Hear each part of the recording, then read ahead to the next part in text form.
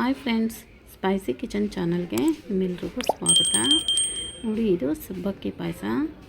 Same ಭಟ್ರುಗಳು ಮದುವೆ ಮನೆಗಳಲ್ಲಿ ಮಾಡೋ ಥರ ಮನೆಯಲ್ಲೇ ಈಸಿಯಾಗಿ ಮಾಡ್ಬೋದು. ಹೇಗೆ ಅಂತ ನೋಡೋಣ. ಶ್ರೀರಾಮನವಮಿ ಹಬ್ಬಕ್ಕೆ ನಾನು ಇದನ್ನು ಮಾಡಿ ನೈವೇದ್ಯಕ್ಕೆ ಇಟ್ಟಿದ್ದೀನಿ. ನೋಡಿ, ಇದು ಲೈಲಾನ್ ಸಬ್ಬಕ್ಕಿ ಅಂತ ಚಿಕ್ಕದಾಗಿರುತ್ತೆ.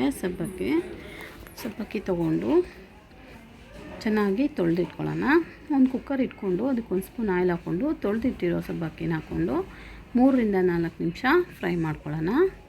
ಈ ಥರ ಫ್ರೈ ಮಾಡೋದ್ರಿಂದ ಸಬ್ಬಕ್ಕಿ ಅಂಟಾಗಲ್ಲ, ಒಂದಕ್ಕೊಂದು ಅಂಟೋದಿಲ್ಲ, ಪಾಯಸ ಚೆನ್ನಾಗಿ ಬರುತ್ತೆ. ಹಾಗಾಗಿ ಇದನ್ನು ಫ್ರೈ ಮಾಡ್ಕೊಡ್ತೀನಿ 3 ನಿಮಿಷ. ಫ್ರೈ ಆದಮೇಲೆ ಇದಕ್ಕೆ ದೊಡ್ಡ ಗ್ಲಾಸಲ್ಲಿ ಒಂದು 2 ಗ್ಲಾಸಷ್ಟು ನೀರು ಹಾಕ್ತಾಯಿದ್ದೀನಿ. ನೀರು ಹಾಕ್ಬಿಟ್ಟು ಚೆನ್ನಾಗಿ ಮಿಕ್ಸ್ ಮಾಡಿಕೊಂಡು ಕುಕ್ಕರ್ ಮುಚ್ಚಿ 1 ವಿಸಲ್ ಬಸ್ಕೊತಾಯಿದ್ದೀನಿ. 1 ವಿಸಲ್ಗೆ ಚೆನ್ನಾಗಿ ನೈಸಾಗಿ ಬೇಯುತ್ತದು.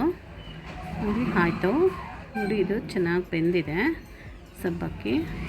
ದಪ್ಪ ಸಬ್ಬಕ್ಕಿ ಆದರೆ ಬೇಯೋದಿಲ್ಲ, ಇದಾದರೆ ಬೇಗ ಬೇಯುತ್ತೆ, ಟೇಸ್ಟೂ ಚೇಂಜ್ ಆಗಿ ಚೆನ್ನಾಗಿರುತ್ತೆ.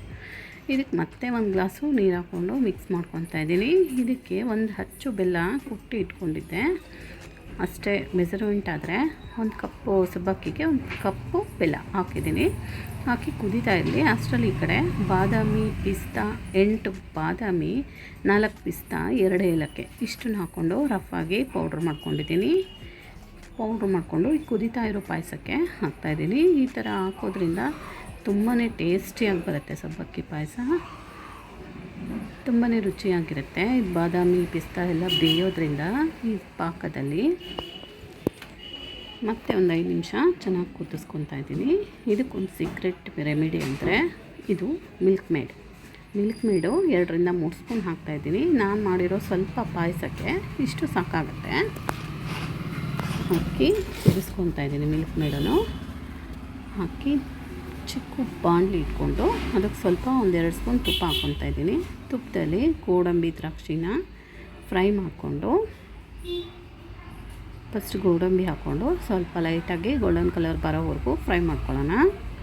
ಫ್ರೈ ಆದಮೇಲೆ ಇದಕ್ಕೆ ದ್ರಾಕ್ಷಿ ಹಾಕ್ಕೊತಾ ಇದ್ದೀನಿ.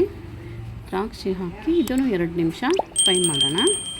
2 ನಿಮಿಷ ಫ್ರೈ ಮಾಡೋದ್ರಿಂದ ಚೆನ್ನಾಗಿ ದಪ್ಪಾಗಿ ಉಟ್ಕೊಳ್ಳುತ್ತೆ ಅದು.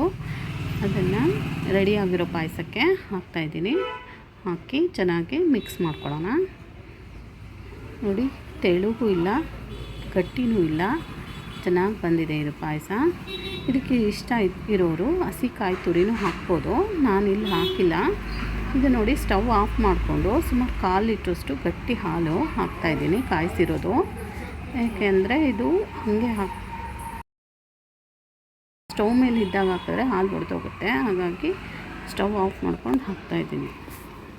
ರೆಡಿ ಆಯಿತು ನೋಡಿ, ಶ್ರೀರಾಮನವಮಿ ಹಬ್ಬದ ಸಬ್ಬಕ್ಕಿ ಪಾಯಸ. ಪ್ಲೀಸ್ ಲೈಕ್ ಮಾಡಿ, ಶೇರ್ ಮಾಡಿ, ಕಮೆಂಟ್ ಮಾಡಿ ಫ್ರೆಂಡ್ಸ್.